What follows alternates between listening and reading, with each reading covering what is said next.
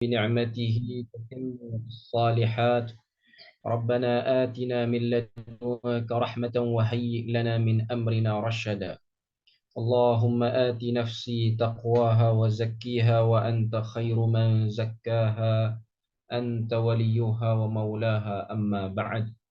Alhamdulillah, syukur pada Allah Azza wa Jal kerana dengan rahmat dan juga limpah kurnia yang Allah Ta'ala berikan dapat kita bersama pada malam ni untuk kita menyambung lagi kelas kita berkenaan dengan tilawah dan tadabbur ni. InsyaAllah malam ni surah yang dipilih ialah surah Al-Jumu'ah dalam mushaf, ianya pada muka surat 553, berada pada juzuk yang ke-28. InsyaAllah malam ni kita akan tapau semua ni 11 ayat daripada surah Al-Jumu'ah ni. Tapi dia punya perkongsian ataupun kita punya kelas pada malam ni taklah sedetail surah Al-Mulk tu, sebab kita cuma nak compactkan masa sejam setengah ni untuk kita dapatkan dapatan-dapatan penting daripada surah Al-Jumu'ah sebelum pada kita masuk ke sesi siang nanti pada bulan Ramadan Al-Mubarak yang akan masuk pada minggu depan insya-Allah. Jadi kita mulakan dengan bacaan surah Al-Jumu'ah. Kita boleh tengok surah Al-Jumu'ah ni dalam mushaf masing-masing. Muka surat 553 dalam mushaf. Saya cuba untuk sharekan Al-Quran di skrin kita ni. Okey, kita boleh tengok. Jadi kita mulakan dulu bacaan insya-Allah. أعوذ بالله من الشيطان الرجيم. بسم الله الرحمن الرحيم. يسبح لله ما في السماوات وما في الأرض الملك القدوس العزيز الحكيم. هو الذي بعث في الأميين رسولا منهم يتلو عليهم آياته ويزكيهم ويعلمهم الكتاب والحكمة وإن كانوا من قبل لفي ضلال مبين. وآخرين منهم لما يلحقوا بهم وهو العزيز الحكيم. ذلك فضل الله يؤتيه من يشاء والله ذو الفضل العظيم. مثل الذين حملوا التوراة ثم لم يحملوها كمثل الحمار يحمل أسفارا بئس مثل القوم الذين كذبوا بآيات الله والله لا يهدي القوم الظالمين. قل يا أيها الذين هادوا إن زعمتم أنكم أولياء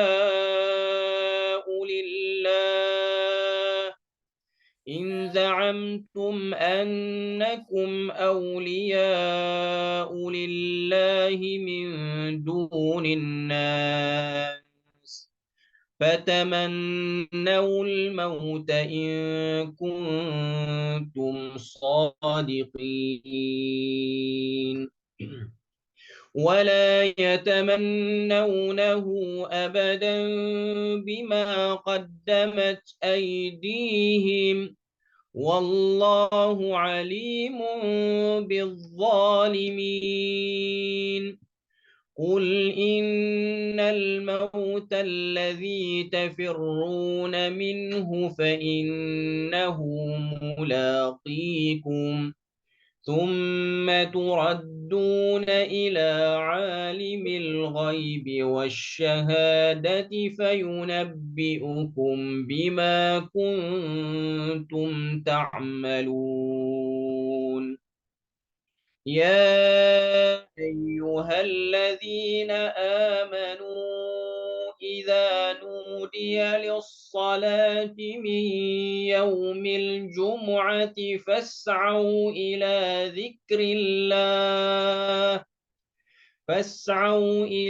ذكر الله وذروا البيع ذلكم خير لكم إن كنتم تعلمون. فإذا قضيت الصلاة فانتشروا في الأرض وابتغوا من فضل الله واذكروا الله كثيرا لعلكم تفلحون. وإذا رأوا تجارة أو لهوا انفضوا إليها وتركوك قائما قل ما عند الله خير من اللهو ومن التجارة والله خير الرازقين. صدق الله العظيم.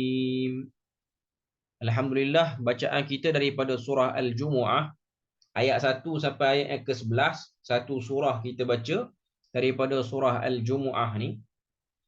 Kalau kita tengok beberapa perkara yang penting tentang surah Al-Jumu'ah ni sebelum pada kita masuk kepada perbahasan setiap kategori ayat-ayat yang dibahagikan oleh para ulama untuk membincangkan apa yang ada dalam surah Al-Jumu'ah ni, kita nak kena kenal dulu beberapa perkara-perkara penting yang menjadi pengetahuan asas bila mana kita berinteraksi dengan mana-mana surah yang ada dalam Al-Quran. Pertama sekali kalau kita tengok surah Al-Jumu'ah ni, ianya merupakan surah yang ke-62 dalam mushaf. Status surah ni, kategori surah ni ialah kategori Madaniyah, iaitu surah yang diturunkan selepas daripada hijrah Nabi SAW ke bumi Madinah Al-Munawwarah. Dan surah ni dari segi kalimah perkataan mengandungi 180 kalimah. Manakala hurufnya pula mengandungi 748 huruf. Jadi kita boleh bayanglah berapa banyak kebaikan pahala yang kita akan dapat dengan bilangan huruf dan kalimah seperti itu dalam surah Jumu'ah ni. Surah sebelum daripada surah Al-Jumu'ah ialah suratul Saf. Suratul Saf ni ialah surah yang berjiran dengan surah Al-Jumu'ah, iaitu surah sebelum. Dari segi turutan penurunan, surah Al-Jumu'ah ni dia turun pada turutan yang ke-110. Maknanya dia agak lewat lah, turun berbanding surah-surah yang lain. Maknanya dia termasuk daripada surah-surah yang akhir diturunkan oleh Allah Azza wa Jal kepada Nabi Muhammad sallallahu alaihi wasallam. Sebab Quran ni ada 114 surah, dia 110. Maknanya ada 4 lagi surah, maka selesailah penurunan Al-Quran tu. Dan surah Al-Jumu'ah ni dia dikategorikan juga sebagai surah Al-Musabbihat. Yang ni penting untuk kita tahu. Kenapa Al-Musabbihat dan apakah maksud Al-Musabbihat? Al-Musabbihat ni adalah surah-surah yang mengandungi dan dimulai dengan perkataan kalimah tasbih.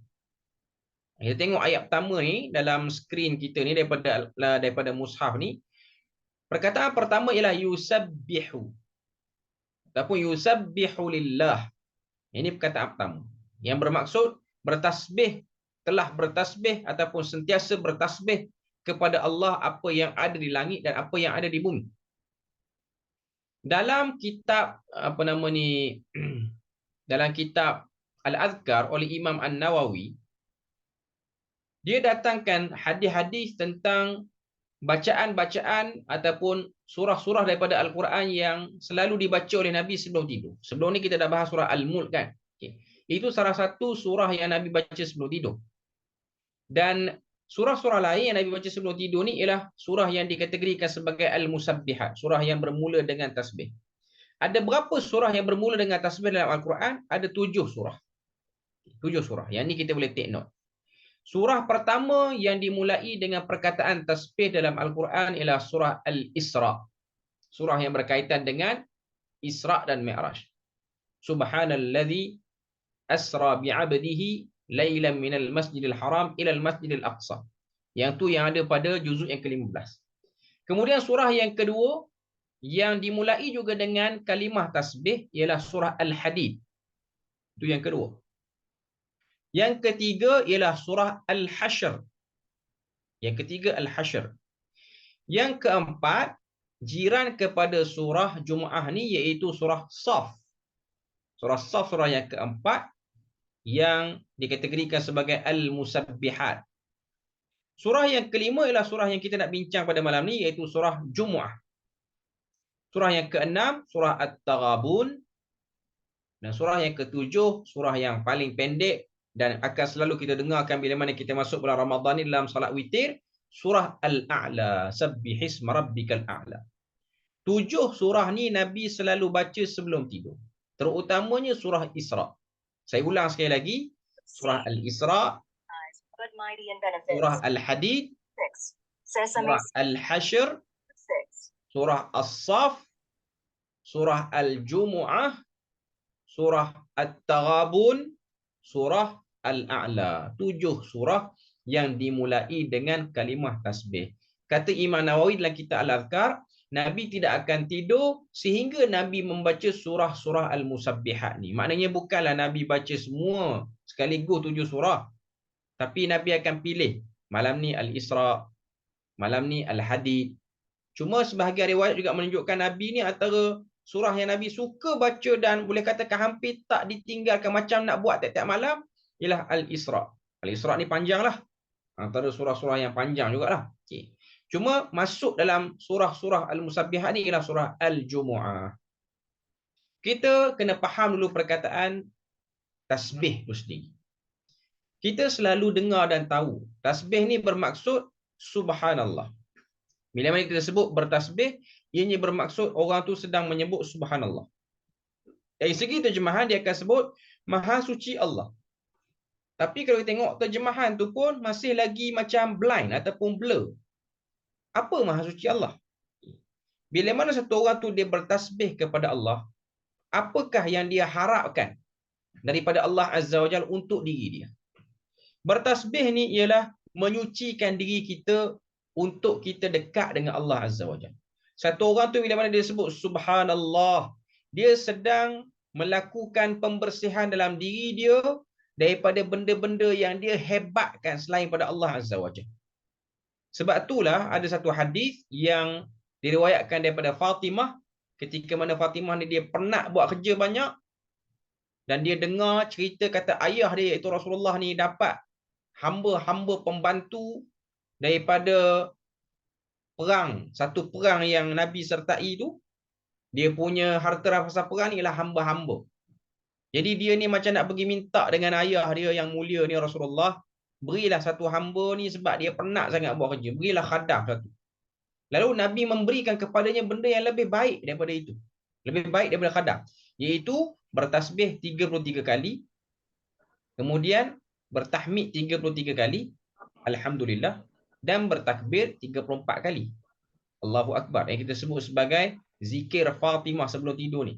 Subhanallah 33 kali, alhamdulillah 33 kali, dan Allahu Akbar 34 kali. Cukup 100. Okay. Kenapa nak kena sebut subhanallah? Bahkan ada hadis lain, Nabi sebut 2 kalimah yang ringan di lidah, berat di timbangan, ialah subhanallahi wa bihamdihi, subhanallahil azim.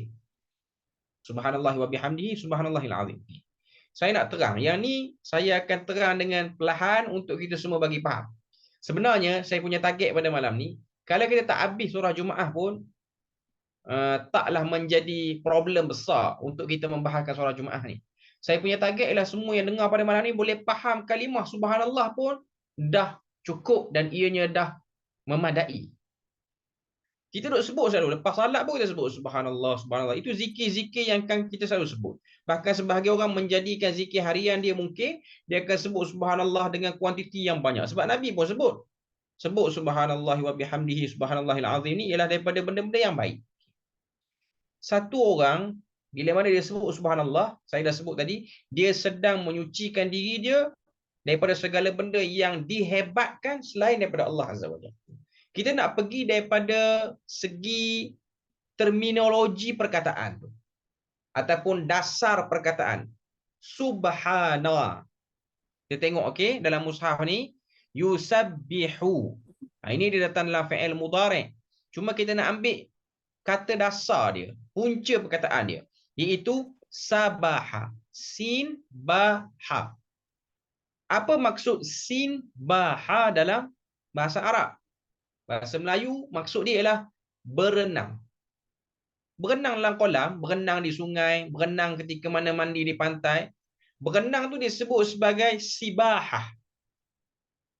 Lepas tu apa kaitan dengan Maha Suci dengan perkataan berenang ni? Okey. Pelan-pelan saya nak sebut ni. Satu orang bila mana dia sebut subhanallah, dia macam nak sebut aku berenang menuju kepadamu ya Allah. Aku berenang menuju kepadamu ya Allah. Sebab tu kita tengok Nabi Yunus waktu dia ditelan oleh ikan nun, dia punya zikir dia dalam perut ikan nun yang gelap, yang sempit tu ialah la ilaha illa anta subhanaka inni kuntu minadh zalimin. La ilaha illa anta, tiada Tuhan yang berhak diibadahi melainkanmu, subhanaka inni, maha suci dirimu wahai Tuhan, inni kuntu minadh zalimin, aku ni orang yang zalim. Sebab Nabi Nuh dia marah, Nabi Yunus dia marah kepada kaum dia sehingga dia macam nak merajuk dan akhirnya dia meninggalkan kaum dia dan Allah Ta'ala tegur dia dengan Allah Ta'ala masukkan dia ke dalam perut ikan nun untuk dia mengalami satu proses isolasi ni, pengasingan diri untuk muhasabah diri. Sebab apa yang tak sabar sangat dengan kaum tu? Kerana kita kurang menyucikan diri kita. Tuan-tuan, saya sendiri, puan-puan, yang menyebut subhanallah ni, kita nak apa daripada perkataan subhanallah ni? Dan Nabi yang suruh kita baca surah Al-Musabbihat sebelum tidur ni, dia nak suruh kita buat apa hakikatnya? Dia nak suruh kita ni berenang menuju Allah. Saya bagi contoh untuk tuan-tuan, puan-puan semua faham. Satu orang manusia, kita ni manusia, kita manusia. Ketika mana kita berenang dalam air, tak kiralah tuan-tuan pandai ke tak pandai, tapi nak cerita manusia, dia ada kebolehan boleh berenang. Kalau dia belajar, dia boleh berenang. Okay. Waktu tuan-tuan berenang dalam air, kalau orang yang dengar pada malam ini ada experience pandai berenang ke, mungkin bekas atlet renang negara ke, waktu tuan-tuan berenang dalam air, dengan kepandaian ilmu renang yang ada, dengan paru-paru yang Tuhan beri tu boleh mengisi oksigen yang banyak sehingga kita boleh duduk dalam air lama. Waktu tuan-tuan berenang, tuan-tuan dan puan-puan berenang dalam air tu, pernah tak terfikir ataupun pernah tak ambil keputusan nak duduk dalam air terus, tak nak naik ke darat? Saya ni dengan sebab pandai berenang, saya dah pilih untuk menjadi hidupan laut ataupun hidupan air. Saya tak nak jadi dah hidupan darat. Tak. Sebab kita ialah manusia ni kategori makhluk yang duduk di darat. Bila mana kita duduk di darat, walaupun kita berada di alam lain ni bukanlah alam sebalik mata ke apa. Alam lain ni ialah kita berada dalam air yang bukan tempat kita hakikatnya duduk situ. Walaupun kita boleh masuk, kita tetap berniat untuk naik ke darat. Dunia ini diibaratkan seperti lautan yang terbentang yang kita sedang berenang padanya. Dan daratan itu ialah akhirat yang kita sedang menuju kepadanya. Waktu dia sebut subhanallah, ya Allah aku nak pergi kepadamu. Sebab akhirat itu ialah tempat yang paling dekat satu orang manusia itu dengan Allah Azza wa Jalla. Jadi waktu dia sebut subhanallah, ya Allah aku nak dekat padamu. Aku nak buang segala benda-benda yang nampak macam kemas hebat ni, aku tak nak. Kita tak akan memilih keputusan kita ni, bila mana kita berenang, kita akan duduk di dalam air. Kita nak naik ke darat. Macam mana tuan-tuan duduk di dunia ni, walaupun tuan-tuan suka ke dunia ni macam mana pun, in the end, kita akan kembali ke akhirat. Jadi satu orang yang sebut subhanallah, dia sedang melakukan refreshment, penyegaran terhadap kesedaran dia untuk menuju akhirat. Jadi bila mana kita tengok Nabi ni dia baca musabbihat sebelum tidur, dia nak beritahu apa pada kita? Nabi nak beritahu tidur ni, perbuatan Nabi tu dia macam nak isyaratkan tidur ni ialah mukaddimah kepada kematian, dan kematian itulah jambatan kepada akhirat. Waktu kita baca al-musabbihat, kita sedang menjadikan diri kita ni bersih daripada segala benda-benda yang mengganggu hubungan kita dengan Tuhan untuk menuju Allah Azza wa Jal, iaitu jambatan yang akan menghubungkan kita antara dunia dan akhirat ni. Sebab tu baca surah-surah al-musabbihat. Dan sebab tu juga Fatimah pun disuruh oleh Nabi untuk baca al-musabbihat ni. Maaf, disuruh oleh Nabi untuk berzikir subhanallah tu. Jadi kita sekarang dah nampak betapa besarnya kalimah subhanallah tu sendiri. Besar kalimah subhanallah ni. Sebab itulah Nabi sebutlah hadis, bila mana satu orang tu dia sebut subhanallah, dia telah menyebabkan perkataan yang dia sebut tu memenuhi mizan. Memenuhi mizan. Sebab dia hebat. Okay. Sekarang baru kita nak masuk apakah yang terdapat dalam surah Al-Jumu'ah ni, dan kenapa dia punya opening tu ialah surah Al-Jumu'ah ni dengan tasbih. Okay, dia nak cerita apa? Okay. Kita nak pergi satu-satu daripada nama surah dulu. Nama surah ni dinamakan dengan Al-Jumu'ah. Dan secara tepatnya, ianya terdapat pada ayat yang ke-9. Kalau kita tengok pada ayat yang ke-9, tengok balik mushaf, tadi saya tutup sekejap sebab tersilap. Mouse ni duduk dekat sangat. Kita tengok. Ayat yang ke-9 daripada surah Al-Jumu'ah. Ayat ke-9 muka surat sebelah. Ayat yang ke-9 surah Al-Jumu'ah. Sini baru dia cerita tentang nama surah Jumu'ah ni. Baru ada sini. Okay, kita tengok dia punya terjemahan dia. Ya ayyuhallazina amanu idza nudiya lis-salati min yaumil jumu'ah. Wahai orang-orang beriman, apabila diserukan azan ataupun bang untuk mengerjakan sembahyang pada hari Jumaat. Sebab dia nak cerita tentang solat Jumaat tu lah. Okay. Nak sebut pada kita, hari Jumaat ni ialah hari yang disebut sebagai hari komitmen untuk menuntut ilmu. Sebab tu salat Jumaat tu dia dihapuskan 2 rakaat zuhurnya, diganti dengan 2 khutbah. Ini wajib bagi orang lelaki, sunat bagi orang perempuan. Cuma kita di Malaysia ni sangat minimum ataupun sangat minimal sangat masjid yang menyediakan ruang untuk orang perempuan join sekali salat Jumaat. Salat Jumaat ni. Sebab kalau kita tengok, kalau kita pergi buat umrah, pergi Masjidil Haram ke Masjid Nabawi ke, orang perempuan ni boleh masuk salat Jumaat sekali. Cuma tempat kita ni ada serta-serta masjid yang bagi, tapi ianya sangat jarang lah tengok. Walaupun masjid tu besar, sepatutnya dia perlu diberi ruang. Sebab saya ingat waktu saya belajar di Jordan dulu, kebanyakan masjid ni dia buka ruang untuk perempuan. Tapi di Malaysia ni, ruang perempuan pun dibuka untuk orang lelaki masuk. Sebenarnya satu benda yang agak bagus kalau diberikan ruang orang perempuan ni salat Jumaat sekali. Sebab mungkin orang perempuan lebih peka dan lebih teliti khutbah yang disampaikan. Itu dalil yang paling jelas lah. Sebab kalau tuan-tuan tengok pun, majlis-majlis ilmu ni, kalau di Perlis lah, saya tak tahulah. Saya rasa negeri lain pun sama. Majlis-majlis ilmu ni kalau buat kuliah apa-apa, orang perempuan lagi ramai. Kalau bagi orang perempuan salat Jumaat, rasanya ramai lah orang perempuan ni yang nak datang salat Jumaat ni. Okay. Itu antara sebab nama surah ni ialah kaitannya dengan ayat 9 surah Al-Jumu'ah. Objektif surah ni merangkumi semua surah musabbihat yang 7 tadi. Ialah untuk memaknakan hari Jumaat sebagai hari mendekatkan diri kita kepada ilmu, yang mana ilmu itu bersumberkan daripada kitabullah, supaya umat Islam ini benar-benar menuju kemenangan dan tidak terpesong seperti Yahudi Bani Israel. Nanti kita akan tengoklah. Seterusnya, dari segi sirah surah ni, ianya kita sebut tadi surah Madaniyah yang turun pada masa yang berbeza-beza. Dia tak turun one shot selalu. Dia turun pada waktu yang berbeza-beza. Ayat 1 hingga 8, kita nak tengok dia punya fasa masa turun tu. Ayat 1 hingga 8 surah Jumaat ni, dia turun waktu dekat-dekat dengan perang Khaybar. Dan ada sebahagian riwayat kata waktu perang Khaybar tu sendiri, iaitu tahun ke-7 Hijrah. Perang yang menghalau semua Yahudi keluar daripada kota suci Madinah ni. Adapun ayat yang ke-9 sampailah ayat yang ke-11, ianya turun pada awal-awal Nabi sampai Madinah. Jadi surah ni dia agak menarik. Ianya 1 hingga 8 tu turun akhir. Sepanjang 10 tahun Nabi duduk Madinah tu, 1 hingga 8 tu dia turun pada akhir-akhir dah dakwah Nabi. Tahun ke-7 Hijrah. Tahun ke-7, ya, ke-7 Hijrah. Untuk ayat yang ke-9 11 ni dia turun lagi awal. Jadi ayat belakang lagi awal turun berbanding ayat depan. Ayat 1 hingga 8 saya sebut tadi turun waktu perang Khaybar tahun 7 Hijrah.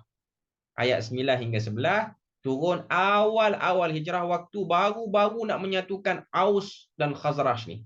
Baru-baru lagi nak jadikan dia orang ni Ansar. Baru lagi. Okay. Sekarang ni kita nak tengok kategori dia. Pengkategorian ayat-ayat seperti mana yang kita buat pada surah Al-Mulk sebelum ini. Surah Jumu'ah. Dia ada 3 pembahagian. Ayat 1 hingga 3. Ayat 1 hingga 3 ialah Allah Ta'ala ingin cerita tentang hargailah utusan Tuhan. Hargailah utusan Tuhan yang dihantar kepada kamu, iaitu Rasulullah.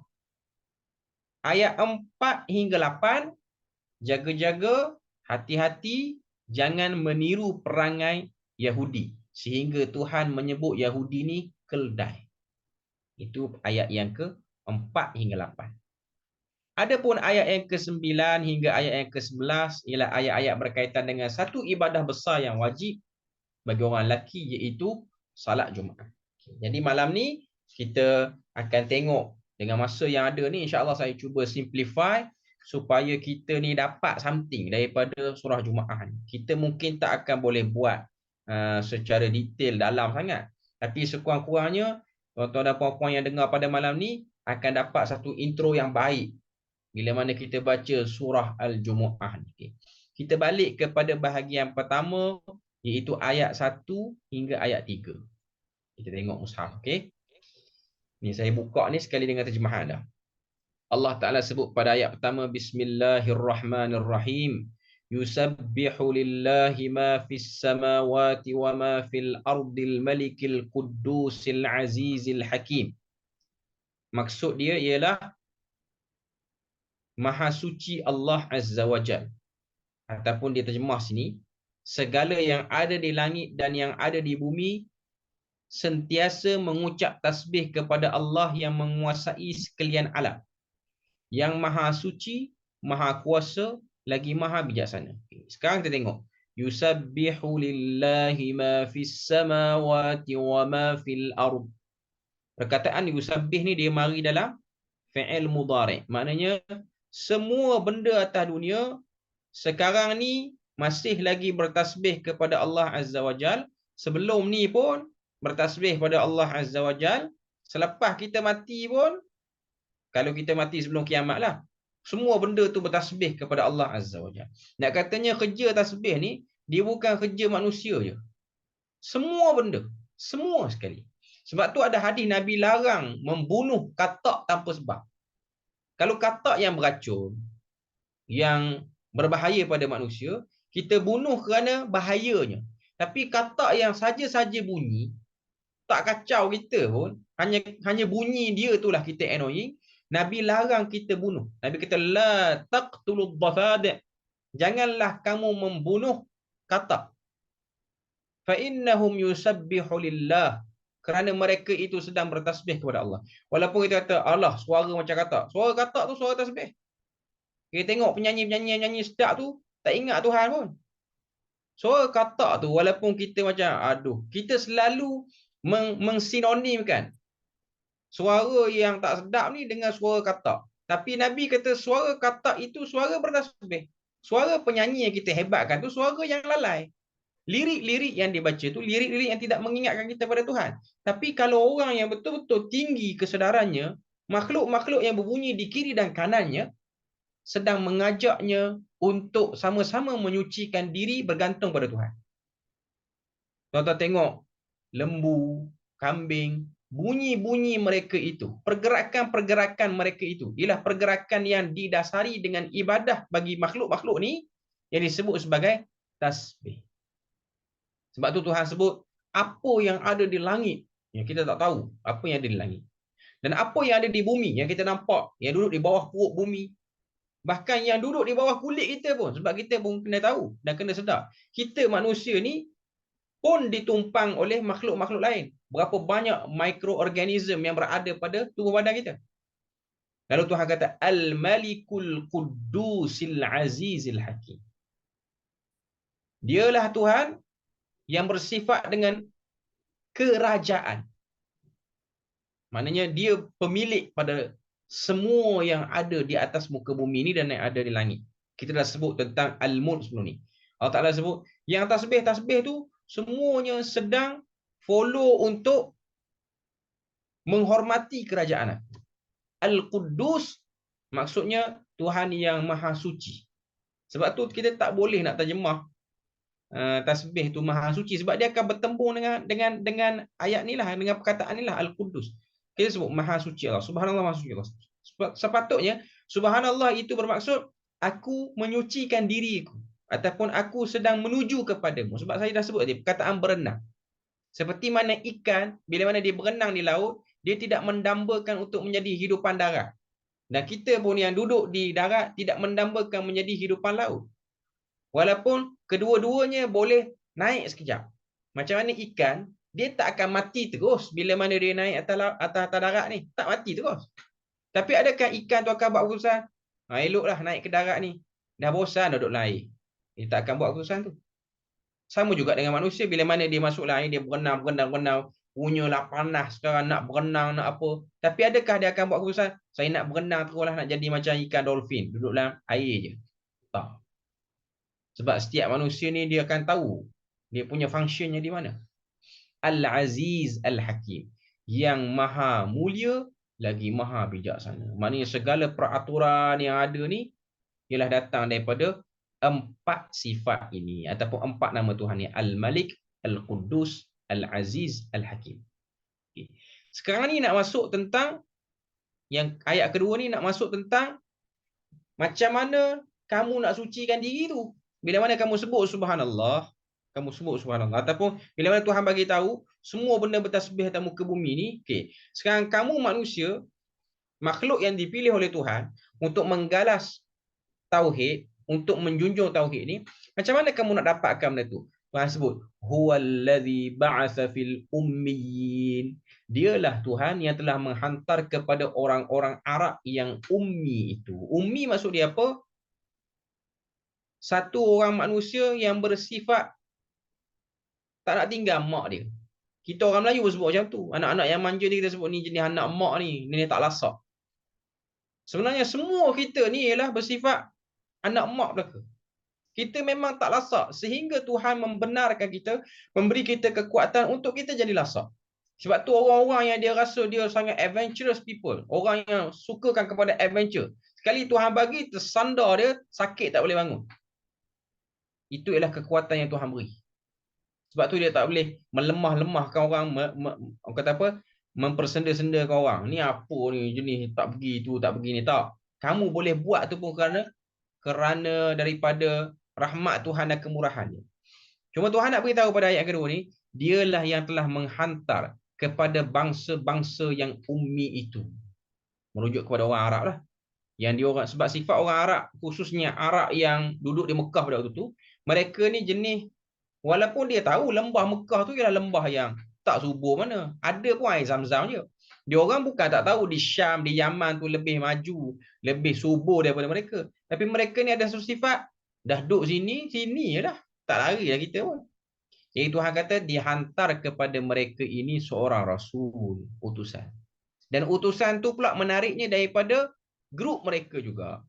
Iaitu hasil daripada percampuran Bani Ismail dengan Jurhumiyun. Nabi Ismail dia kahwin dengan orang Jurhum, lalu keluarlah susu galur yang disebut sebagai Quraisy, Bani Hashim dan sekian-sekian tu, sampailah keluar Nabi di situ. Okey. Yang datang kepada kamu ni, Nabi yang datang kepada kamu, dia datang buat apa? Dia datang sengih je, bukan? Dia datang dia ada kerja. Kerja dia Tuhan senaraikan beberapa kerja dia. Kerja-kerja dia ni, job scope dia ni, sengaja Tuhan dedahkan kepada kita untuk kita tahu. Bila mana kamu tahu job scope seorang Rasul ni ini, dan kamu pun kena sedar dan kena perasan dan kena teliti. Macam mana kamu nak berinteraksi dengan setiap job scope yang diletakkan oleh Allah Ta'ala yang nak menerangkan kerja-kerja Nabi ni. Yang pertama, yatlu alaihim ayati. Kerja Nabi ni ialah membaca kepada kita semua ni, orang Arab dan juga kepada kita semua akhir zaman ni, ayat-ayat Tuhannya. Iaitu Al-Quran lah. Kalau Nabi-Nabi yang awal dulu, kerja dia orang ialah memperkenalkan ayat-ayat Tuhan yang sebelum tu. Iaitu dalam Taurat, Zabur, Injil dan sekaliannya. Dan suhuf-suhuf yang terdahulu. Lepas dia bacakan ayat-ayat Tuhan, dia announce ayat Tuhan pada kita, dia umumkan ayat Tuhan pada kita, dia akan buat kerja yang kedua, wa yuzakkihim. Yuzakkihim maksudnya ialah membersihkan mereka, membersihkan kita. Sebab apa? Sebab masyarakat Arab pada waktu itu kotornya di mana? Kotor pada apa yang dia orang faham tentang Tuhan.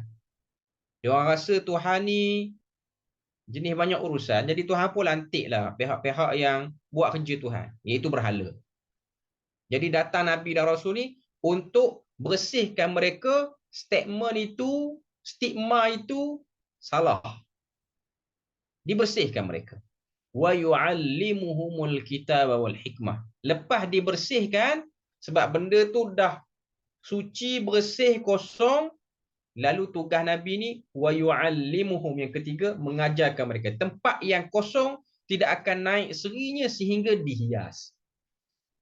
Lalu dihiaslah orang-orang Arab pada waktu itu dengan ilmu-ilmu yang terkandung dalam kitab dan juga diberikan kepada mereka itu hikmah.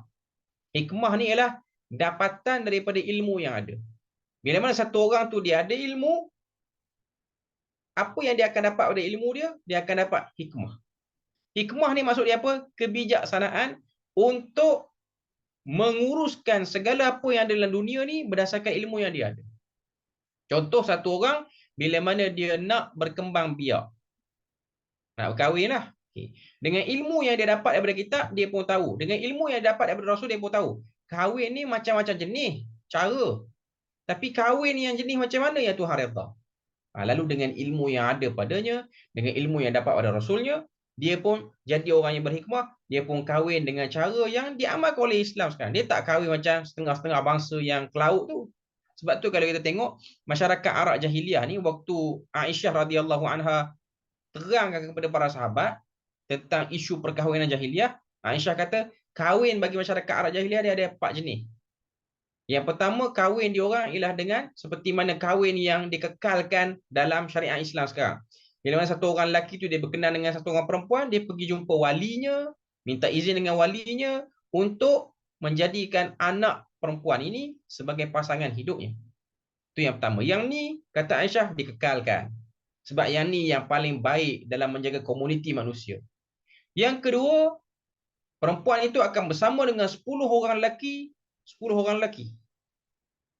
Dan 10 orang lelaki ni menunggu perempuan itu mengandung sampailah bersalin, keluar anak, lalu perempuan tu akan buat pemilihan berdasarkan di atas keserupaan wajah bayi tu dengan antara 10 orang lelaki tu. Yang ni kita dengar pun something lah. Mau kembang leher kita ni. Menjijikkan. Yang kedua ialah kahwin dengan cara dia pacak satu bendera depan rumah dia dengan isyarat tersebut, ianya bermaksud welcome pada mana-mana lelaki yang nak bersama dengan aku, datang.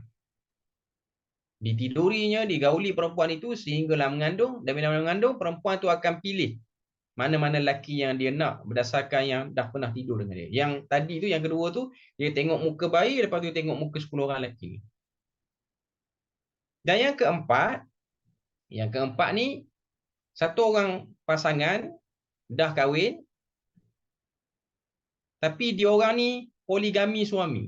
Dia tak poligami isteri, dia poligami suami. Macam mana? Bila mana lelaki ni dia kahwin, dia dapat isteri tu, dia bersama dengan isteri dia mengandung.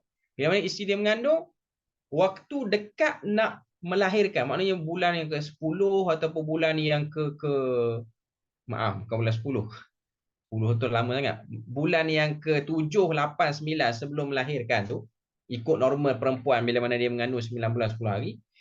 Bulan yang ke-6, 7, 8 ni dia akan jemput mana-mana lelaki lain untuk bersama dengan isteri dia dan menggauli isteri dia sebab dia percaya air mani yang bercampur daripada dua lelaki ni pada satu rahim perempuan menghasilkan anak yang bijak. Ni tak tahu datang pada mana ilmu ni dia orang dapat. Dia orang ambil ilmu tu. Tak tahu dari mana. Dan salah seorang tokoh yang dihebatkan oleh masyarakat Quraisy pada waktu tu yang lahir dengan kaedah nikah macam ni ialah Al-Walid bin Mughirah, iaitu ayah kepada Khalid Al-Walid. Salah seorangnya. Jadi kata Aisyah, tiga ni out. Sebab tiga-tiga ni menjijikkan dan mengacau nasab. Yang kekal hanya satu. Ini yang disebut sebagai yu'allimuhumul kitab wal hikmah.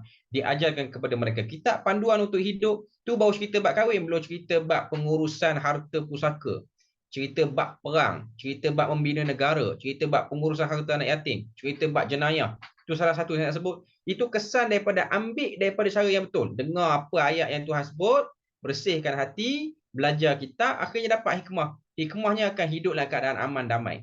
Wa in kanu min qablu la fi dhalalin mubin. Dan sesungguhnya mereka ni dulu berada dalam keadaan sesat yang sangat-sangat nyata. Maknanya tengok dah tahu dah sesat. Tuan-tuan puan-puan, kita dengar cerita dia orang kahwin dengan tiga cara yang menjijikkan tu dengan kita yang hidup sekarang ni, kita dengar tu, kita dah something. Bahkan sebenarnya kalau kita tengok dah kan, Rom dan Parsi pun tengok orang Arab ni bangsa yang teruk yang mengelilingi mereka.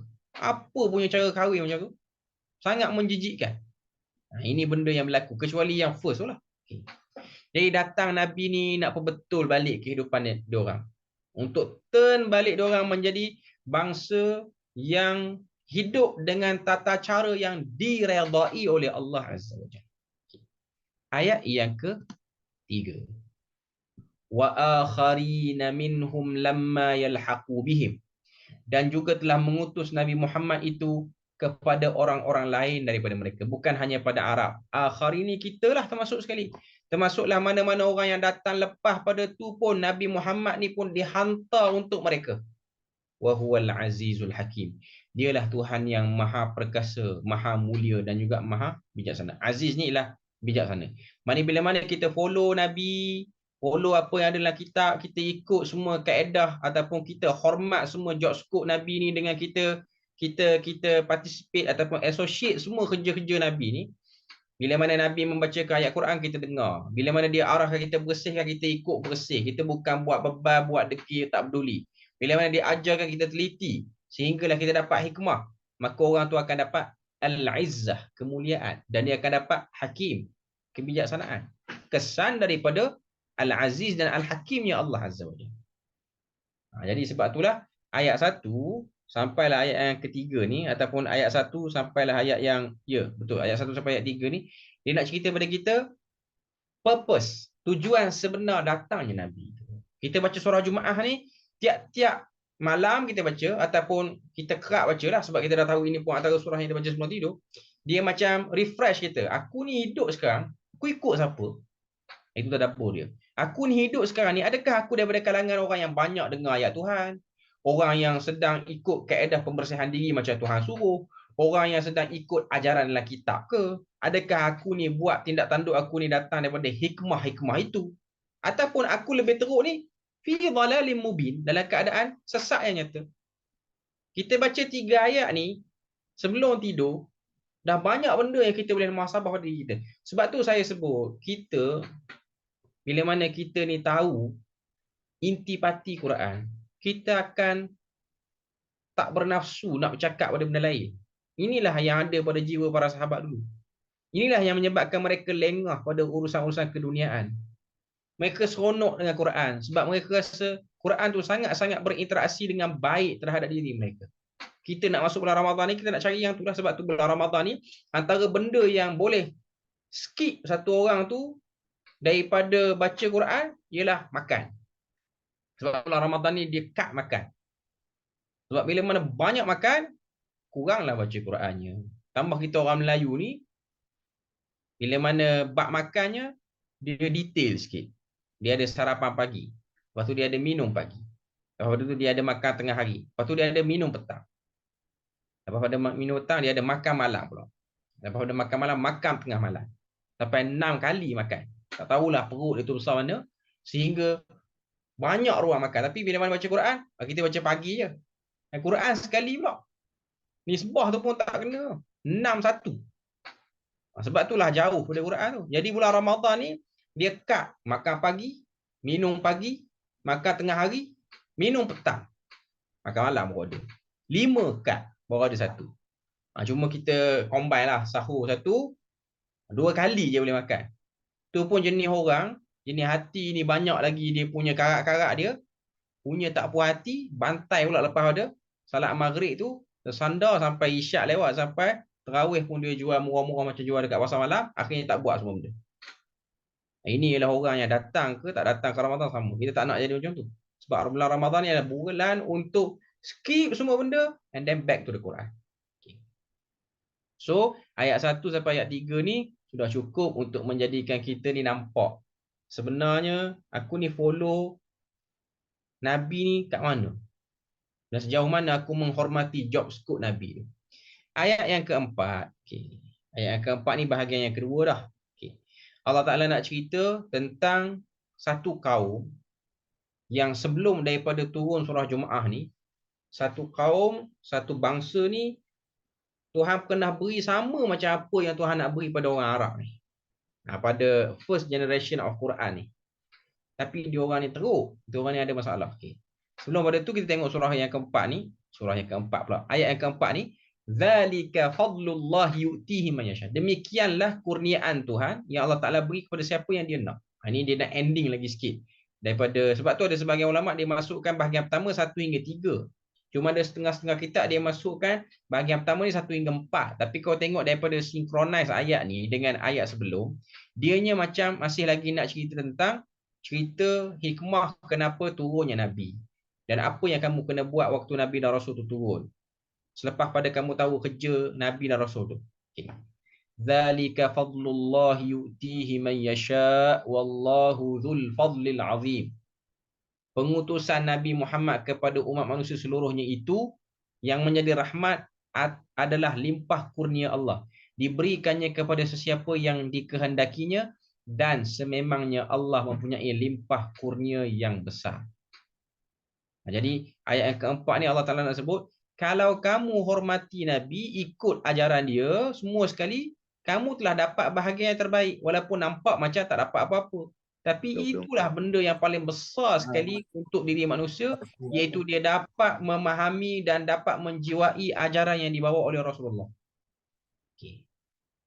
Ayat yang kelima, bahagian yang kedua, iaitu perangai Yahudi yang telah disamakan oleh Allah Ta'ala seperti keledai. Okay. Mathalul ladzina hummilut Taurat. Apa-apa yang ada, kita tengok terjemahan dulu, okey. Sifat-sifat Nabi Muhammad itu telah pun diterangkan dalam kitab Taurat, tetapi orang-orang Yahudi tidak juga mempercayainya. Maka bandingan orang-orang Yahudi yang ditanggungjawabkan dan ditugaskan mengetahui dan melaksanakan hukum kitab Taurat, kemudian mereka tidak menyempurnakan tanggungjawab dan tugas itu, samalah seperti keledai yang memikul bendela kitab-kitab besar, iaitu memikul tanggungan daripada kitab-kitab yang besar, sedang ia tidak mengetahui kandungannya. Buruk sungguh bandingan kaum yang mendustakan ayat-ayat keterangan Allah, dan ingatlah Allah tidak memberi hidayah petunjuk kepada kaum yang zalim. Okay. Ayat yang kelima ni sangat straight to the point dan sangat kena dengan waktu sebelum berlakunya perang Khaybar. Sebahagian para ulama sebut waktu perang Khaybar tu pun ayat ni turun. Ada yang kata sebelum sikit. Ada yang kata waktu dekat-dekat dengan nak berlakunya battle ataupun peperangan tu, ayat ni turun. Supaya nak menambahkan lagi keyakinan kepada para sahabat dan orang-orang beriman pada waktu itu tentang teruknya Yahudi. Tak ada hebat apa pun Yahudi. Dan nak beritahu pada Quraisy, orang-orang yang kamu hebatkan ni ialah keledai pun hakikatnya. Bukan orang hebat sangat pun. Masalul ladzina hummilut Taurat.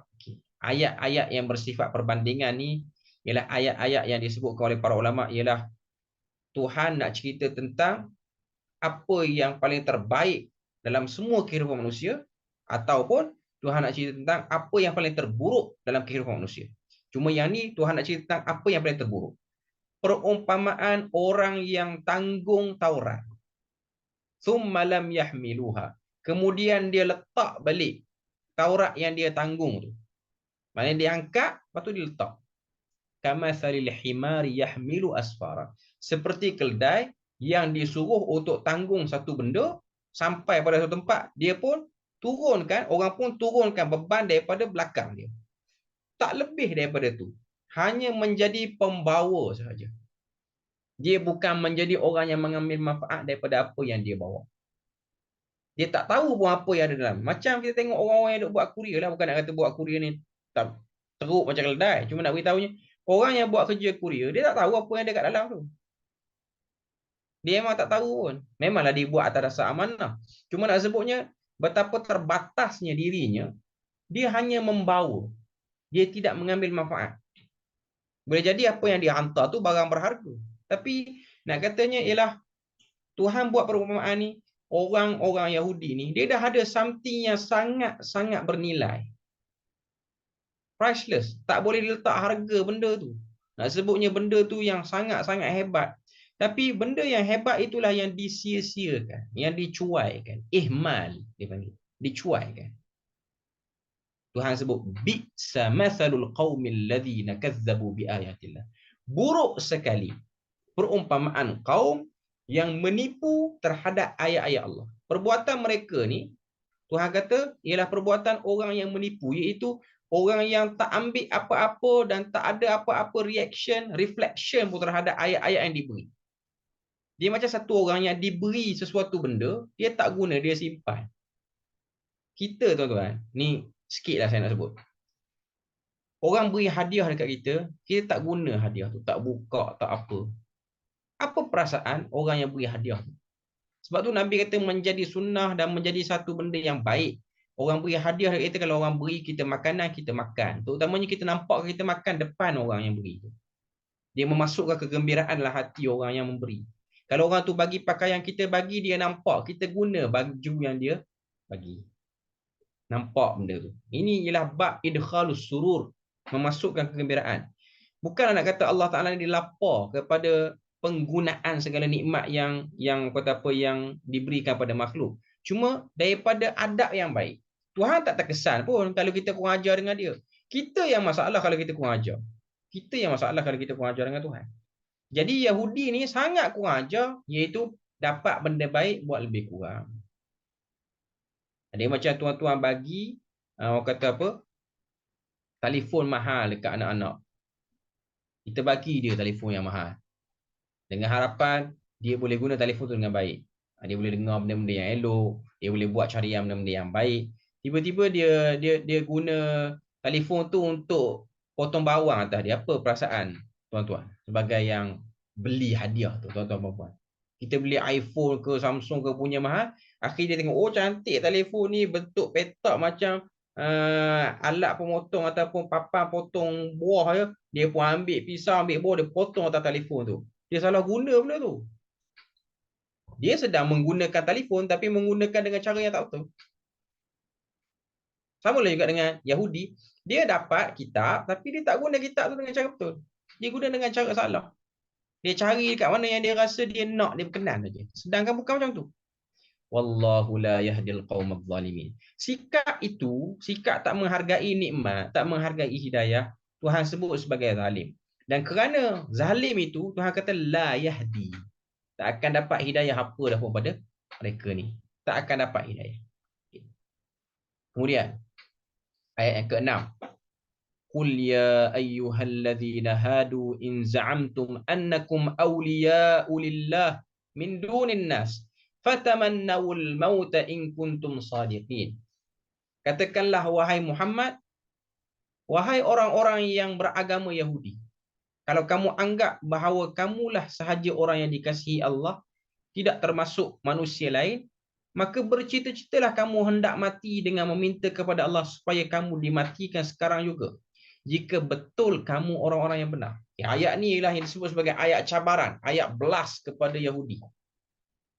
Supaya Yahudi ni sedar. Sebab dia orang selalu duk buat cerita, selalu dabik dada kata, kami ni Tuhan sayang, tak macam hang.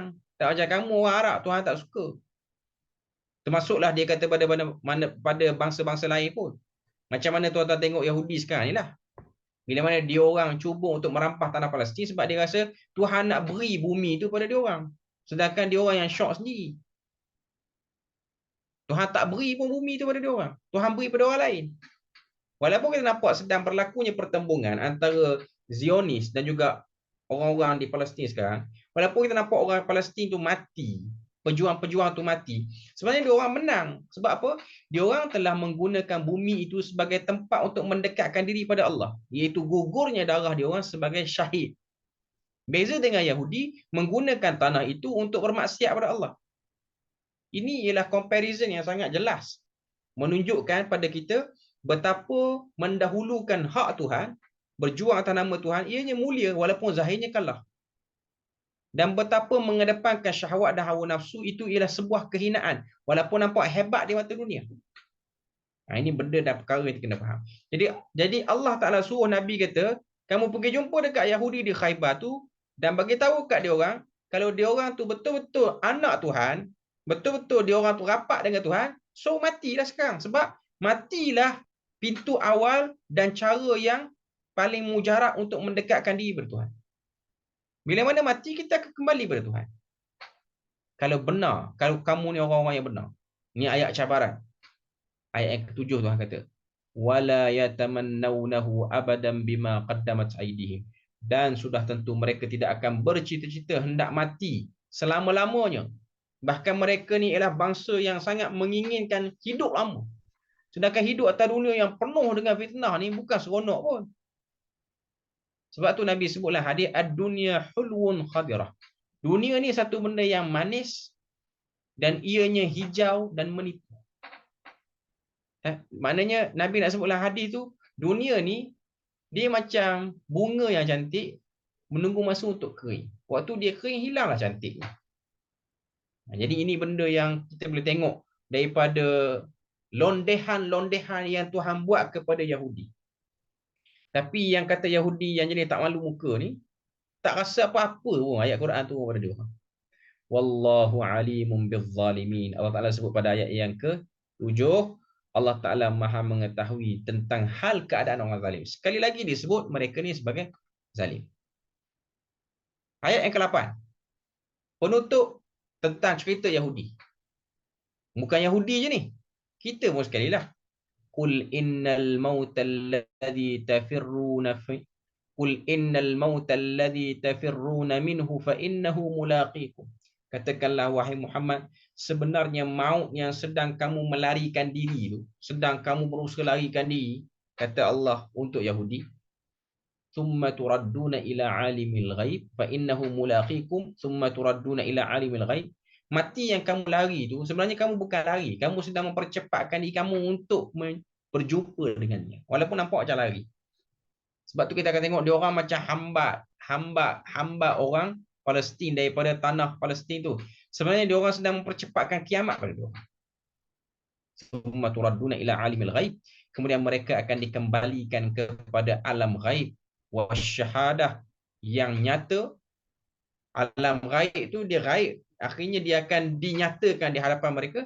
Fayunabbiukum bima kuntum ta'malun. Lalu diberitahu pada mereka apa yang mereka buat dulu. Jadi ayat yang ke-5 sampai ayat ke-8 ni Tuhan nak beritahu jangan jadi macam Yahudi. Macam kita sekarang orang Melayu, kita ada tak potensi nak jadi degil macam Yahudi? Jawapannya kita ada. Kita ada potensi nak jadi macam orang-orang beriman yang bersama dengan Nabi. Kita ada potensi tu. Kita pun juga ada potensi nak degil macam Yahudi. Sekarang ni kita yang memilih untuk mengembangkan potensi mana dan menghilangkan potensi mana. Sebab tu ayat yang ke-5 sampai ayat yang ke-8 ni nak beritahu jangan sekali-kali mengikut jejak Yahudi. Dan bila mana satu orang tu dia ikut jejak Yahudi dengan dia tak nakkan kepada kitab, dia tak suka beramal dengan kitab, apa penyakit yang paling jelas pada dia? Dia takut mati. Dia bercita-cita tinggi untuk membina dunia dia dan antara penyakit yang akan kena ialah takut mati. Sebab tu Nabi sebutlah hadis, penyakit umat Islam akhir zaman yang banyak ialah takut mati. Hubbud dunya, cinta dunia, wa karahiyatul maut. dan sangat-sangat tak suka cakap tentang mati. Sedangkan mati ni lah benda yang selalu kita kena ingat. Hari-hari kita kena ingat. Sebab kita akan ada satu fasa kita mati. Iaitu kita tidur. Mati tu ialah tidur awal. Ataupun tidur tu ialah mati awal. Mati kecil dia panggil. Sebab tu sebahagian orang bila mana dia tak minat dengan ilmu, akhirnya Allah Ta'ala matikan dia. Sebab tu dia akan tidur lah kuliah. Dia dimatikan sekejap. Lepas tu dia bangkit balik untuk dia bina dunia dia. Seterusnya. Masa dia lagi tu. Lebih kurang berapa minit lagi? Lebih kurang 4 minit, 6 minit lagi. Saya ambil satu ayat ni lah kot. Tak sempat rasanya untuk kita cover sampai habis ni. Mungkin kita akan masuk bulan Ramadan ni untuk siang. Kita ambil sikit balik. Ayat 9 sampai ayat 11 ni. Cuma satu muka surat, saya dah lega dah lah. Dah selesai satu muka surat ni, saya dah lega dah. Okay. Ayat yang ke-9 surah Al-Jumu'ah Allah Ta'ala sebut, Ya ayyuhalladzina amanu idza nudiya lis-salah min yaumil jum'ah fas'au ila dzikrillahi wa dzarul bai'. Okay. Ayat yang ke-9 Allah Ta'ala nak sebut, muliakanlah hari Jumaat itu wahai umat Nabi Muhammad. Jangan ikut ahli kitab dapat kitab, jangan ikut Yahudi dapat kitab buat tak peduli. Tapi jadilah orang yang benar-benar hari Jumaat ni kita buat study tentang ayat Tuhan. Sebab tu dalam khutbah Jumaat ni sebaik-baiknya ialah menghuraikan ayat Tuhan. Dan bila mana kamu ni diseru untuk salat Jumaat, fas'au, segera. Segera ni maksudnya berlari. Jangan main-main, jangan jalan lambat, laju, cepat. Kalau ada kerja, kalau ada negeri-negeri yang kerja hari Jumaat ni, orang-orang yang kerja ni cepat-cepat keluar pada office. Dekat-dekat Zuhur tu, jangan duk belengah nak cari makan apa. Wadharul bai', dan tinggalkan segala urusan jual beli. Dia mention jual beli sebab zaman tu jual belilah yang paling obvious. Apa-apa urusan sekarang, apa-apa bisnes. Zalikum khairul lakum in kuntum ta'lamun. Tuhan kata, demikianlah bahagian yang paling terbaik sekiranya kamu mengetahuinya. Untuk ayat 10 sampai 11 tu, dua ayat akhir ni, saya tak boleh nak ringkaskan penerangan dia. Sebab banyak benda tu, banyak benda menarik. Cuma saya harap kita boleh sambung pada siang hari bulan Ramadan ni, sebab kalau ikutkan perbincangan macam itulah, kita akan sambung balik bulan Ramadan ni pada sesi siang. Okay. Jadi saya buka pada soalan lah kot, sebab mungkin ada percambahan idea ke yang nak dilontarkan ataupun kefahaman-kefahaman yang dirasakan macam kena dengan ayat ni untuk kita buat verification pada malam ni. Saya beri terus kepada tuan-tuan dan puan-puan. Jadi kita stop sini, kita tinggal ayat 9 sampai 11 ni untuk dihuraikan sebagai sambungan pada bulan Ramadan. Tapi dah selesai 8 ayat ni, alhamdulillah saya dah lega dah. Maknanya kita dah sampai target, iaitu subhana dah jelas. Subhanallah tu dah jelas. Tasbih tu dah jelas. Okay, saya buka kepada soalan kalau ada yang nak tanya. Ustaz, saya nak tanya tentang ayat 5 tu. Sikap Yahudi macam keledai tu, boleh ke di-apply kepada kita ni yang baca Quran tapi tak faham dan tak ambil pengajaran daripada tu? Ya. Hakikatnya memang itulah yang disebutkan oleh para ulama. Tujuan ayat 5 ni bukan spesifik kepada Yahudi semata-mata, termasuk juga orang Islam yang mencuaikan pembacaan Al-Quran yang hidup. Sebab ada sebahagian orang dia baca Quran, dia baca tapi bacaan dia mati. Dia hanya stop dekat baca, sebut, lafaz, selesai. Faham, amal, hayati, tak ada. Maka dia akan jadi macam Yahudi yang diumpamakan sebagai keledai dalam ayat yang kelima.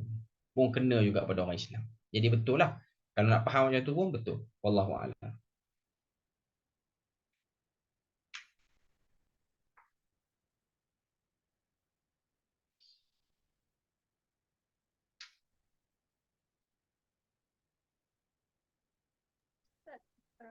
Minta terangkan apa ayat yang keempat, Ustaz. Zalika fadlullah yu'ti man yasha. Ya, sekali lagi boleh ulang soalan, saya dengar sayuk-sayuk je hujung. Apa yang Allah nak cakap dekat situ? Zalika fadlullah yu'ti man yasha. Wallahu dzul fadlil azim. Apa yang nak disampaikan di situ? Ayat itu. Okey. Allah Ta'ala nak sebut pada ayat keempat ni, itulah kurniaan Tuhan yang Tuhan beri pada siapa-siapa yang dia pilih. Fadlullah di sini ialah menyedari kepentingan wujudnya Rasul kepada manusia, wujudnya Nabi pada manusia. Sebab Quraisy peringkat awal, dia orang tak menyedari kepentingan itu. Bahkan dia orang ikut juga ahli kitab, ejek Nabi dan Rasul tu. Fadlu sini ialah Nabi itu sendiri. Batang tubuh Nabi itu ialah Tuhan sebut sebagai kurniaan Tuhan. Untuk orang yang hidup sezaman dengan dia. Untuk orang yang hidup selepas pada zaman Nabi macam kita ni, umat akhir zaman, fadlu situ ialah wahyu, iaitu Al-Quran. Itu yang disebut sebagai kurniaan. Jadi kita ni bila mana kita dapat belajar Quran, itulah kelebihan dan kurniaan yang Tuhan nak beri pada kita. Dipilih kita ni berbincang untuk memahami Quran. Itu maksud fadlu di situ. Wallahu a'lam.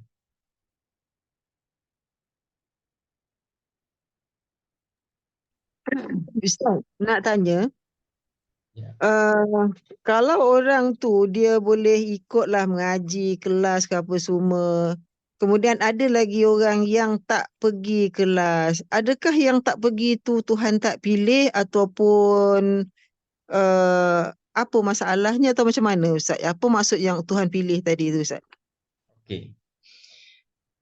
Orang yang belum datang, kita taklah kata dia tu tak dipilih langsung. Dia belum menjadikan diri dia terpilih. Sebab dia untuk dijadikan diri dia tu dipilih Tuhan, dia kena jadi orang yang perasan.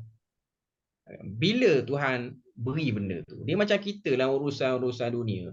Macam mana orang tu dia dapat kerja? Sebab dia perasan ada tawaran dia. Orang-orang yang tak dapat, kita tak kata dia tu terhalang pada dapat. Dia yang tak perasan tawaran tu. Kalau dia perasan, dia akan jadi terpilih. Jadi kita atas dasar insaf, kita kata orang-orang yang tak pergi kelas lagi ni, dia tak sedar benda tu penting pada dia. Benda tu mustahak pada dia. Dia tak sedar. Jadi nanti sampai tu masa kalau dia sedar, mungkin dia akan masuk macam kita juga masuk. Ini ialah kefahaman yang disebutkan oleh ulama Ahlussunnah wal Jamaah. Kita tidak menjadikan orang-orang yang lalai dan cuai itu dengan kita kata dia tak terpilih dengan makna dia diharamkan. Tapi maknanya dia belum sedar diri. Dia belum menjadikan benda tu agenda keutamaan lah hidup dia. Sebab tu kita sebagai orang Islam, benda yang paling mustahak sekali ialah kita mendoakan sesama kita supaya semua jadi orang yang sedar. Kalau semua orang Islam berdoa untuk saudara-saudara dia, maka kuranglah orang yang tak sedar tu. Itu antara benda yang kita kena buat lah. Kita yang dah tahu ni pun, kita kena sama-sama doakan sahabat-sahabat kita yang masih lagi terkapar-kapar yang tak perasan. Bila orang announce benda ni, bila Tuhan cakap pasal benda ni. Itu pandangan yang insaf lah kita sebut. Wallahu'alam. Allah. Ustaz, saya nak tanya sikit Ustaz. Ya. Kan dalam tadi bertasbih dia kan mensucikan diri kita kan untuk Ya. mendekati Allah. Tapi macam mana kita nak tahu diri kita tu dah betul-betul sampai ke tahap yang boleh bertemu dengan Allah tu dengan yang dikatakan suci tu. Macam mana kita nak tahu kita tu disucikan oleh Tuhan? Ya. Itu Kalau yang tak tahu kita tengok buat para cara ulama menyebut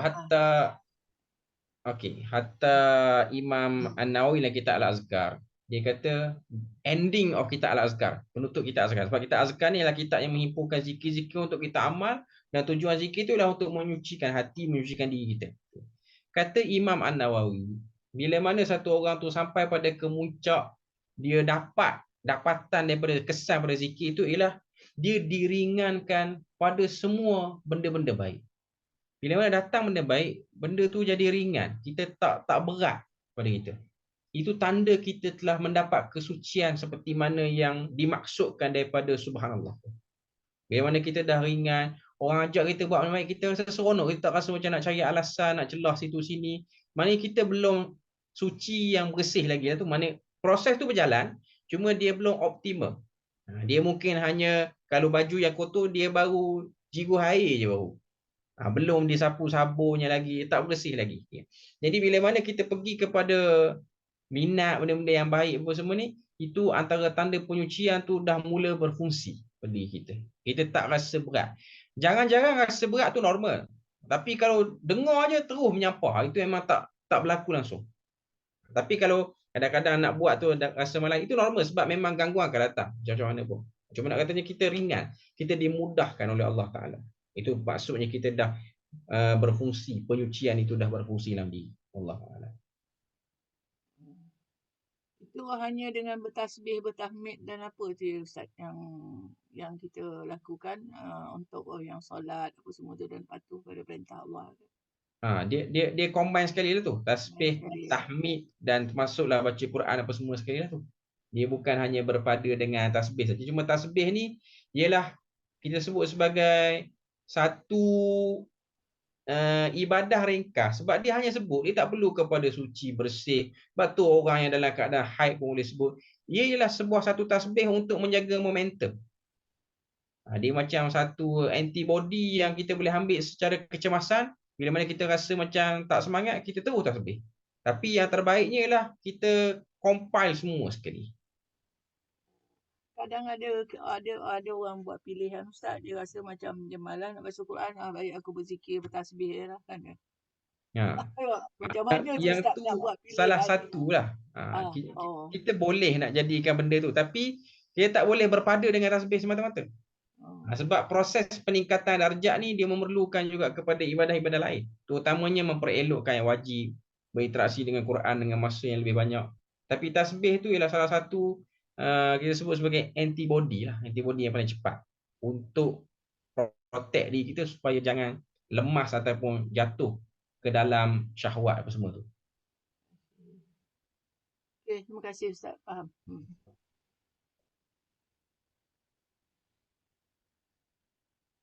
Ada lagi yang nak tanya?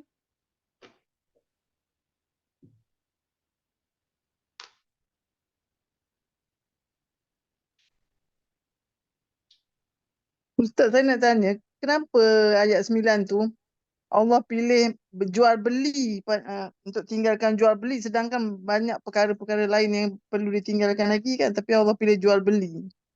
Okey. Ada special ke jual beli tu? Okey, pertama situasi zaman. Pada zaman Nabi ni antara pekerjaan yang paling banyak dilakukan ialah berjual beli. Yang kedua, waktu turun perintah salat Jumaat ni, memang kebanyakan masyarakat Arab ni dia orang sibuk pada jual beli. Sebab tu spesifikkan jual beli. Sebab merujuk kepada benda yang paling ramai orang buat pada zaman tu. Kalau zaman kita jual beli bukan menjadi benda yang paling ramai orang buat lah. Orang akan buat macam-macam. Ada orang sibuk meeting apa semua. Kalau Quran turun zaman kita, mungkin ayat tu lagi panjang lah. Dia akan sebut jangan berjual beli, jangan meeting, jangan itu, jangan ini. Sebab pada zaman tu yang paling banyaknya ialah orang berjual beli. Wallahualam. Ustaz. Ya. Tak ada nak kata apa, cuma kalau kata tadi jual beli Ustaz, zaman sekarang ni lagi banyak jual beli Ustaz daripada zaman dulu. Kalau hari Jumaat tu tengoklah dekat tepi masjid. Sepanjang jalan nak ke masjid, dekat jalan Tukar Rahman, contohnya kalau dalam Kuala Lumpur ni, yang berjual beli yang sedang bekerja tengah hari, memang betul waktu itulah yang paling banyak jual beli. Memang daripada dulu sampai sekarang pun Ustaz, kalau kita nampak zahir memang jual beli yang banyak daripada yang lain-lain Ustaz. Ya, betul. Dan hakikatnya bukan setakat jual beli fizikal, sekarang ni orang yang duduk dalam masjid pun dia duduk beli barang Shopee juga dalam masjid. Betul Ustaz. Lagi hebat daripada zaman dulu Ustaz. Ya, lagi upgrade. Ustaz, saya rasa sebab jual beli tu satu yang menyeronokkan, sebab dia kira duit kan, dapat duit banyak tu, satu yang menyeronokkan. So itu jadi Tuhan suruh kita tinggalkan hiburan dan jual beli tu kan. Memang jual beli ni satu benda yang something release tension. Sebab tu sebagian orang dia jadikan hobi dia shopping walaupun dia berhutang. Jadi seronok. Memilih barang tu jadi seronok. Sebab tu antara nikmat dalam syurga ni pun Allah hadis Nabi sebut orang dalam syurga ni hari Jumaat ialah hari dia orang shopping. Itu ialah combination yang kita boleh buat lah. Orang dalam syurga ni ada hari dia orang keluar pergi pasar. Walaupun dia orang dah cukup dah benda, tapi nak kata berjual beli tu something yang menyeronokkan. Ustaz nak tanya, ada ke apa-apa significance bila kita tengok kepada 7 surah yang bermula dengan 7 surah musabbihat ni, ada yang bermula dengan fi'il madhi, ada yang bermula dengan fi'il mudhari', ada yang bermula dengan fi'il amar. Adakah apa-apa signifikan yang apabila dia dimulakan dengan fi'il mudhari' ataupun dia dimulakan dengan fi'il madhi ke apa benda? Okey.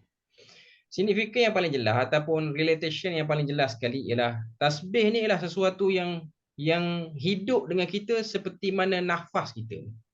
Sebab tu dalam ayat lain Tuhan sebut kepada Nabi, bila Nabi ni dia macam stuck dah berdakwah, dia macam orang kata apa, putus angin, dia mari waktu-waktu dia down, Allah Ta'ala kata kepada Nabi, fasbir ala ma yaqulun, sabar kamu atas apa orang kata, wasabbih bil asyi, dan tasbihlah kamu pada waktu pagi dan petang. Seakan-akan tasbih ni ialah satu benda yang memang kita tak boleh tinggal langsung. Memang hakikatnya tak boleh tinggal langsung tasbih ni. Tasbih ni ialah satu zikir yang memenuhi ruang hidup kita. Sebab tu 7 surah musabbihat tu dia datang dengan kombinasi ketiga-tiga fi'il. Maknanya nak katanya semua gaya, semua bentuk perlu kepada tasbih. Sebab tu kita naik kenderaan pun kita tasbih. Subhanallazi sakhkhara lana hadza wa ma kunna lahu muqrinin. Naik kenderaan tu pun kena tasbih. Lepas salat tasbih. Banyak benda kita kena tasbih. Wallahu a'lam.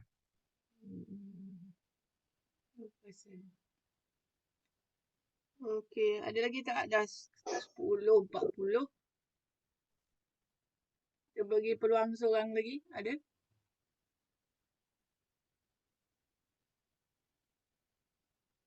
Tak ada. 1, 2, 3. Tak ada, Ustaz. Kita stop lah. Okey, kalau gitu kita tutup majlis kita pada malam ni. Subhanakallahumma wa bihamdik asyhadu an la ilaha illa anta wa astaghfiruka wa atubu ilaik. Rabbana zalamna anfusana wa in lam taghfir lana wa tarhamna lanakunanna minal khasirin. Rabbana wa la taj'al fi qulubina ghillan lil ladzina amanu rabbana innaka ra'ufur rahim. Rabbana atina fid dunya hasanah wa fil akhirati hasanah wa qina adzaban nar. وصلى الله على نبينا محمد وعلى آله وصحبه وسلم والحمد لله رب العالمين. Terima kasih Ustaz. Ustaz. Ustaz. Assalamualaikum warahmatullahi wabarakatuh. Terima kasih Ustaz. Terima kasih Ustaz. Assalamualaikum. Terima kasih Ustaz. Terima kasih Ustaz. Okey, saya end the meeting ya. Terima kasih semua. Terima kasih.